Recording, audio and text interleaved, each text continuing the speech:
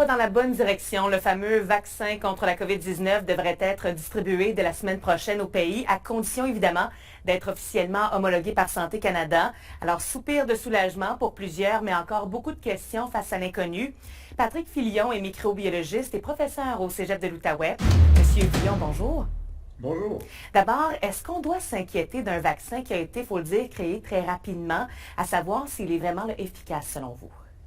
C'est sûr qu'il peut toujours susciter quelques craintes. C'est un vaccin qui a été fait de façon très rapide si on compare aux vaccins, disons, plus traditionnels qui prennent plusieurs années à être créés. Mais l'urgence de la situation a amené ça. Il y a quand même les organismes là, qui supervisent le tout, comme Santé Canada, qui va homologuer. Donc, les compagnies ont quand même fait des recherches. Santé Canada va l'homologuer ou la FDA aux États-Unis. Donc, oui, il y a quand même des questions, mais la technologie qui est employée, puis, disons, les ressources aussi qui ont été, disons, données à toutes ces compagnies-là font en sorte qu'on a plus de résultats, puis une meilleure analyse aussi en peu de temps. Donc, il faut quand même avoir un peu confiance en ces vaccins-là, même s'il y a quand même des questions qui sont très louables de la part de la population. Et qu'est-ce que ça mange en hiver, ce vaccin-là? C'est vous le spécialiste. À quoi peut-on s'attendre justement des effets à long terme et surtout pour les premiers qui vont pouvoir le tester, ce vaccin?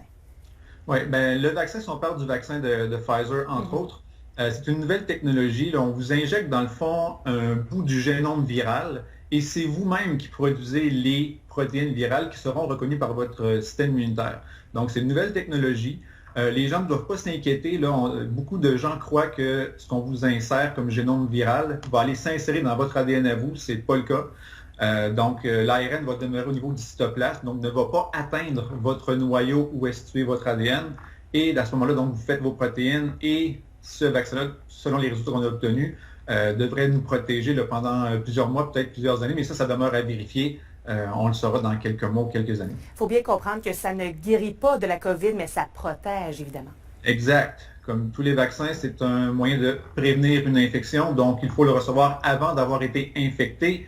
À ce moment-là, on développe une mémoire immunitaire et si le vrai virus, par exemple, vous infecte, à ce moment-là, vous serez protégé. Du moins, on l'espère. Encore une fois, tout le monde est différent, on a tous des systèmes immunitaires différents, donc il y a des personnes qui vont recevoir le vaccin et qui, malheureusement, auront peut-être aussi l'infection. Donc, ça aussi, il faut faire attention à ça. Il ne faut pas penser qu'en recevant le vaccin, on est à l'abri de tout, mais ça devrait quand même, dans une très forte proportion, bien protéger les gens. Là, selon les chiffres qu'on a obtenus, je pense qu'on parlait de 90 ou 95 de protection. Maintenant, j'aimerais vous entendre en terminant. Croyez-vous que le virus pourrait s'affaiblir si le Québec décide de reconfiner, par exemple, pendant le temps des fêtes?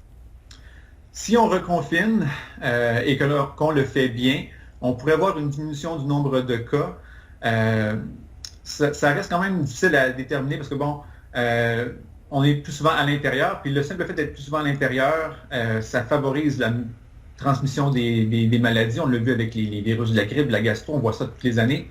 Donc, c'est sûr que si on se confine et on le fait bien, le nombre de cas va diminuer, puis ça devrait donner un petit coup de main aux services hospitaliers là, qui sont déjà à la limite de leur capacité. Toujours très intéressant. Monsieur Filion, merci beaucoup. C'est un plaisir. Bonne journée.